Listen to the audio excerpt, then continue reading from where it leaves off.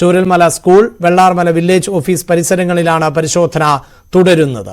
വേലിപ്പാലം കടന്ന് ചൂരൽമലയിലേക്കും മുണ്ടക്കയിലേക്കുമുള്ള പ്രവേശനത്തിന് കർശനമായ നിയന്ത്രണങ്ങൾ ഏർപ്പെടുത്തിയിട്ടുണ്ട്. വീടുകൾക്ക് മേൽ 40ഓളം അടിയോളം ഉയരത്തിൽ കല്ലും മണ്ണും അടിഞ്ഞുകൂടിയതാണ് തെരച്ചിലിന് വെല്ലുവിളിയാകുന്നത്. 4 തെരച്ചിൽ നായകൾ കൂടിയാണ് സംഘത്തിൽ ചേരുന്നത്. വാർത്തയുടെ വിശദാംശങ്ങളുമായി ഡാൻ കുര്യൻ ചേരുന്നുണ്ട്. ഡാൻ, 7ാം നാൾ തെരച്ചിൽ തുടരുന്നു. കഴിഞ്ഞ ദിവസങ്ങളിലൊന്നും തന്നെ കാര്യമായ മൃതദേഹങ്ങൾ കണ്ടെത്താൻ സാധിച്ചിരുന്നില്ല. ഇനിയിപ്പോൾ കൂടുതൽ അഴുകിയ നിലയിലേക്ക് അല്ലെങ്കിൽ ജീർണിച്ച അവസ്ഥയിലേക്കായിരിക്കും മൃതദേഹങ്ങളുടെയൊക്കെ ഒരു അവസ്ഥ. ഏത് നിലയിലുള്ള പരിശോധന തെരച്ചിലാണ് തുടരുന്നത്?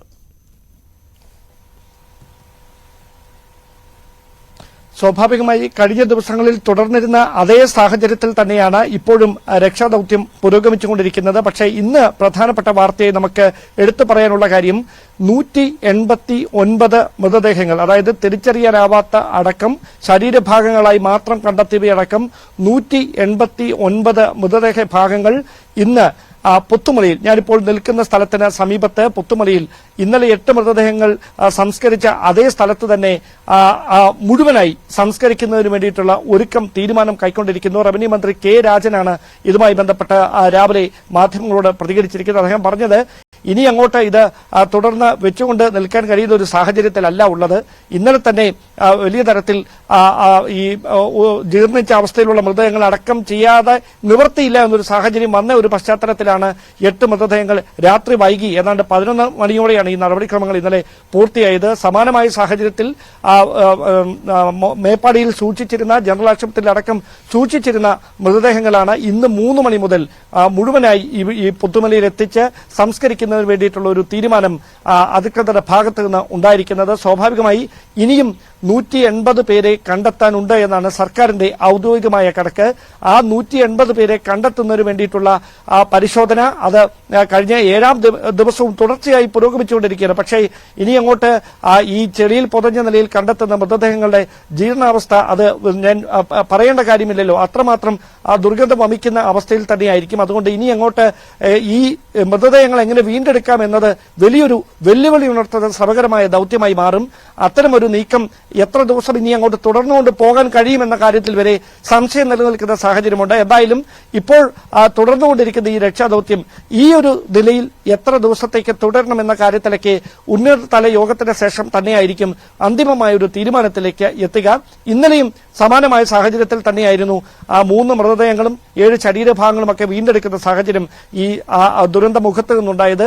ആ പശ്ചാത്തലത്തിലാണ് ഇന്നും സമാനമായ തരത്തിൽ ഈ പരിശോധനകൾ ഈ സൈനിക വിഭാഗത്തിലെ NDRFന്റെയും അഗ്നിശമന സേനയുടെയും സന്നദ്ധ പ്രവർത്തകരുടെയും നാട്ടുകാരുടെയും ഒക്കെ നേതൃത്വത്തിൽ ദുരന്ത മേഖലയിൽ പുരോഗമിച്ചുകൊണ്ടിരിക്കുന്നത്. എന്തായാലും 3 മണിക്ക് തന്നെ സംസ്കാര നടപടികൾ ആരംഭിക്കുമെന്നാണ് അറിയിച്ചിട്ടുള്ളത്. ഡാൻ കുര്യനാണ് പുത്തുമലയിൽ നിന്ന് വാർത്തയുടെ വിശദാംശങ്ങൾ നൽകിക്കൊണ്ടിരിക്കുന്നത്. ഇനിയും മൃതദേഹങ്ങൾ തിരിച്ചറിയാനാകാത്ത പശ്ചാത്തലത്തിലാണ് മൃതദേഹങ്ങൾ അധികമായി സംസ്കരിക്കാൻ തീരുമാനം എടുത്തിട്ടുള്ളത്. പ്രത്യേകിച്ച് മേപ്പാടിയിലെ ആശുപത്രിയിൽ അടക്കം സൂക്ഷിച്ചിട്ടുള്ള മൃതദേഹങ്ങൾ ഇത്തരത്തിൽ ഫ്രീസർ സംവിധാനം അടക്കം ഉപയോഗിച്ചുകൊണ്ട് സൂക്ഷിക്കുന്നതിനും പരിമിതികൾ ഉണ്ടായ പശ്ചാത്തലത്തിൽ ആണ് ഇത്തരത്തിൽ സംസ്കരിക്കാം എന്ന തീരുമാനത്തിലേക്ക് എത്തുന്നത്. ബന്ധുക്കൾക്ക് തിരിച്ചറിയാൻ പറ്റാത്ത, അതല്ല എങ്കിൽ ബന്ധുക്കൾ തന്നെ ഇല്ലാതെ പോയവർ പല ആളുകളും കുടുംബത്തോടെ തന്നെ ഇല്ലാതായ സാഹചര്യം ആണ് ഉള്ളത് എന്നത് നമുക്കറിയാം. അതേസമയം ഈ ഉരുൾപൊട്ടൽ ഉണ്ടായ മുണ്ടക്കൈ പ്രദേശത്ത്, ചൂരൽമല പ്രദേശത്ത് രക്ഷാപ്രവർത്തനം 7ാം ദിവസവും തുടർന്നുകൊണ്ടേ ഇരിക്കുകയാണ്. മൃതദേഹ അവശിഷ്ടങ്ങൾ കൂടുതലായി കണ്ടെത്തുന്നതിന് വേണ്ടിയുള്ള തെരച്ചിൽ ആണ് നടക്കുന്നത്. അതോടൊപ്പം തന്നെ ചാലിയാർ പുഴയിലും വ്യാപകമായ തിരച്ചിൽ ആണ് ഇപ്പോൾ നടന്നുകൊണ്ടിരിക്കുന്നത്. ഒപ്പം ഈ ബെയിലി പാലം കടന്ന് ചൂരൽമല ഉൾപ്പെടെയുള്ള മുണ്ടക്കൈ ഉൾപ്പെടെയുള്ള പ്രദേശങ്ങളിലേക്ക് കടന്നു പോകുന്നവർക്ക് കർശനമായ നിയന്ത്രണം ഇന്ന് ഏർപ്പെടുത്തിയിരിക്കുന്നു എന്നുള്ളതാണ്. ഏതാണ്ട് 1500ഓളം ആളുകളെ മാത്രമേ മുകളിലേക്ക് പ്രവേശിപ്പിക്കുകയുള്ളൂ. കഴിഞ്ഞ ദിവസം നമുക്കറിയാം ഈ രക്ഷാപ്രവർത്തനത്തിന്റെ മറവിലടക്കം കുറെ അധികം ആളുകൾ പ്രദേശത്തേക്ക് പ്രവേശിക്കുന്നു എന്ന പരാതിയുണ്ട്. അതായത് ഈ വീടുകളും അതിന്റെ അവശിഷ്ടങ്ങളുമൊക്കെ അവിടെ തുടരുന്ന സാഹചര്യത്തിൽ മോഷണം പോലെയുള്ള ശ്രമങ്ങളും നടക്കുന്നു എന്നുള്ളതാണ് അവിടുത്തുകാരുടെ അടക്കമുള്ള ആക്ഷേപം. അതുകൊണ്ട് തന്നെ അത്തരം ടീം അംഗങ്ങൾക്ക് കൃത്യമായി ടീം ലീഡർ ഉണ്ടായിരിക്കും. ഈ രക്ഷാപ്രവർത്തനത്തിന്റെ ഭാഗമാകുന്നവർ സംഘങ്ങളായാണ് അവിടെ എത്തുന്നത്. അവർക്ക് ടീം ലീഡർമാർ ഉണ്ടാകും. കൃത്യമായ എണ്ണം ഉൾപ്പെടെയൊക്കെ നൽകിയാണ് മുന്നോട്ട് പോകുന്നത്. ഡാൻ വീണ്ടും ചേരുന്നുണ്ട്. ഡാൻ, നേരത്തെ സൂചിപ്പിച്ചത് ഈ സംസ്കാര ചടങ്ങുകളുമായി ബന്ധപ്പെട്ട വിഷയമാണ്. അത് സർവ്വമത പ്രാർത്ഥനയോടെ സംസ്കരിക്കുന്നു.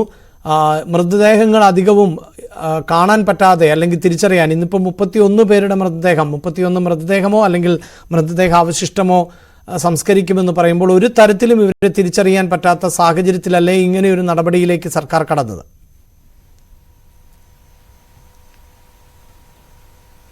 നമുക്കറിയാം അഭിലാഷ, ഇന്നലെ വൈകിട്ട് 7:30 സർവ്വമത പ്രാർത്ഥനയോടെ അജ്ഞാതരായ 8 പേരുടെ മൃതദേഹങ്ങൾ സംസ്കരിക്കുമെന്നായിരുന്നു ആദ്യഘട്ടത്തിൽ അറിയിച്ചിരുന്നത്. പക്ഷേ അവിടെ ഇതുമായി ബന്ധപ്പെട്ട ഈ മൃതദേഹങ്ങൾ സംസ്കരിക്കുന്നതിന് വേണ്ടി അവിടെ നിന്ന് ഇവിടേക്ക് പുറപ്പെടുന്നതിന് മുമ്പ് ഒരു മൃതദേഹം കൂടി തിരിച്ചറിയുന്ന സാഹചര്യമുണ്ടായി. അങ്ങനെ അതുമായി ബന്ധപ്പെട്ട DNA പരിശോധനകൾ, അതിന്റെ സാമ്പിളുകൾ അടക്കം ശേഖരിക്കുന്ന തലത്തിലേക്കൊക്കെ കഴിഞ്ഞ ദിവസങ്ങൾ തന്നെ നടപടികൾ സ്വീകരിച്ചതാണ്. അങ്ങനെ ഒരു തരത്തിലും തിരിച്ചറിയാനാവില്ല ഈ മൃതദേഹങ്ങൾ ഇനിയും എന്ന് ഉറപ്പുവരുത്തിയതിനു ശേഷം തന്നെയാണ് ഇന്നിവ കൂട്ടമായി സംസ്കരിക്കാം എന്ന ഒരു തീരുമാനത്തിലേക്ക് എത്തുന്നതെന്നാണ് നമുക്ക് മനസ്സിലാക്കാൻ കഴിയുന്നത്. കാരണം ഈ ക്യാമ്പുകളിൽ കഴിയുന്ന ഉറ്റവരെ തേടി അലയുന്ന ബന്ധുക്കളുടെ അടക്കം രക്തസാമ്പിളുകൾ DNA പരിശോധനകളുടെ ഭാഗമായി സ്രവ സാമ്പിളുകളൊക്കെ ശേഖരിക്കുന്നുണ്ട്. അവ ശേഖരിച്ചതിന് ശേഷം ഈ വിവിധ ആശുപത്രികളിലായി സൂക്ഷിച്ചിരിക്കുന്ന മൃതദേഹങ്ങളുമായി അവയിൽ നിന്ന് ശേഖരിച്ച സാമ്പിളുകളും വിശദമായി പരിശോധനയ്ക്ക് വിധേയമാക്കിയാണ് ഇത് ആരാണ് എന്ന് തിരിച്ചറിയുന്നതിനുള്ള നീക്കം നടത്തിക്കൊണ്ടിരുന്നത്. പക്ഷേ നിലവിൽ ഈ 189, ഞാൻ നേരത്തെ സൂചിപ്പിച്ച പോലെ ഇന്ന് സംസ്കരിക്കുന്നതിന് വേണ്ടി നീക്കിയിരിക്കുന്ന 31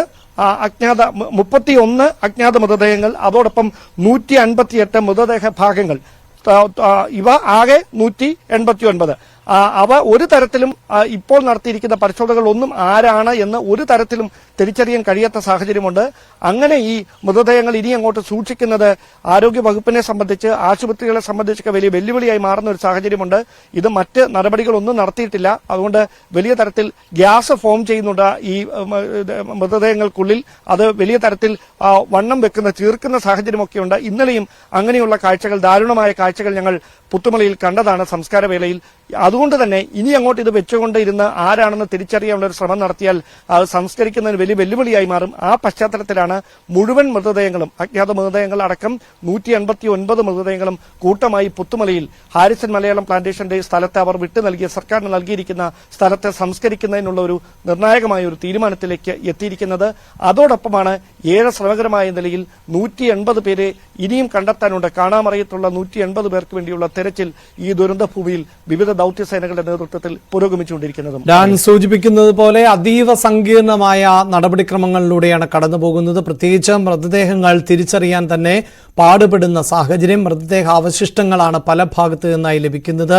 ഈ അവശിഷ്ടങ്ങളുടെ എണ്ണം വെച്ചുകൊണ്ട് മരണം തിട്ടപ്പെടുത്താൻ പറ്റാത്തൊരു സാഹചര്യം ആണുള്ളത്. ഒരേ മൃതദേഹത്തിന്റെ തന്നെ ശരീരഭാഗങ്ങളാകാം പലപ്പോഴായി ലഭിക്കുന്നത് എന്നതാണ് ഈ മട്ടിൽ പ്രതിസന്ധി സൃഷ്ടിക്കുന്നത്. അതുകൊണ്ട് തന്നെ മൃതദേഹ അവശിഷ്ടങ്ങൾ വെച്ചുകൊണ്ട് ഒരു കൃത്യമായ കൗണ്ടിലേക്ക് പോകാൻ സാധിക്കില്ല എന്നാണ് സർക്കാരിന്റെ ഭാഗത്ത് നിന്ന് ഇപ്പോഴുണ്ടാകുന്ന പ്രതികരണം. അതേസമയം ദുരന്തത്തിൽ തിരിച്ചറിയാനാകാത്ത 189 പേരുടെ, നേരത്തെ ഡാൻ സൂചിപ്പിച്ചതുപോലെ 189 പേരുടെ മൃതദേഹങ്ങൾ ആണ് സംസ്കരിക്കുക. 151 ശരീരഭാഗങ്ങളും 38 മൃതദേഹങ്ങളും ഔദ്യോഗികമായി ലഭിക്കുന്ന കണക്കുകൾ അനുസരിച്ച് ഈ നിലയിലാണ് സംസ്കരിക്കുക. വൈകിട്ട് 3 മുതൽ പ്രത്യേക ആക്ഷൻ പ്ലാൻ തന്നെ ഇതിന് രൂപീകരിച്ചിട്ടുണ്ട്. അത് പ്രകാരം ആണ് സംസ്കാര ചടങ്ങുകൾ നടക്കുക.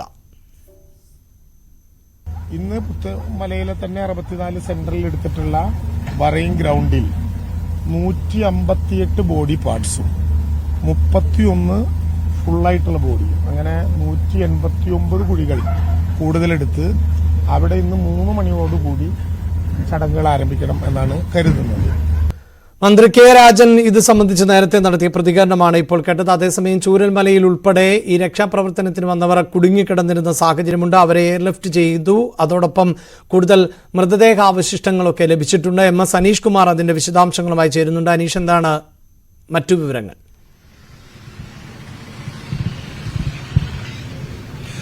അഭിലാഷ്, നിലമ്പൂർ ഭാഗത്തു നിന്നും കാട്ടിൽ തെരച്ചിലിനായി പോയ 18 പേരാണ് കാട്ടിൽ കുടുങ്ങിയത്. ഇന്നലെ വൈകുന്നേരമാണ് ഈ സംബന്ധിച്ച വിവരം പുറത്തേക്ക് വരികയും ചെയ്തത്.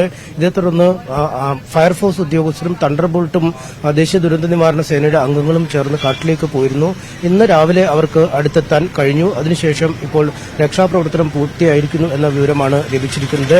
വലിയ ഉയരമുള്ള മലനിരകളായിരുന്നു. ആ മലനിരകളിൽ പോയ ശേഷം താഴേക്ക് ഇറങ്ങി ഒരു താഴ്വാര ഭാഗത്തെത്തിയാണ് ഇവരെ പുറത്തെടുക്കേണ്ടി ഇരുന്നത്. എന്തായാലും വടങ്ങളൊക്കെ ഉപയോഗിച്ച് പ്രത്യേകം പരിശീലനം സിദ്ധിച്ച പർവ്വതാരോഹക സംഘം ഇവർക്കൊപ്പമുണ്ടായിരുന്നു. അവരാണ് എത്തി ഇവരെ ഇപ്പോൾ പുറത്തേക്ക് കൊണ്ടുവന്നിരിക്കുന്നത്. ഒപ്പം ഇവർ നടത്തിയ തെരച്ചിലിൽ ഒരു മൃതശരീരവും ചില ശരീരഭാഗങ്ങളും ലഭിച്ചിരുന്നു.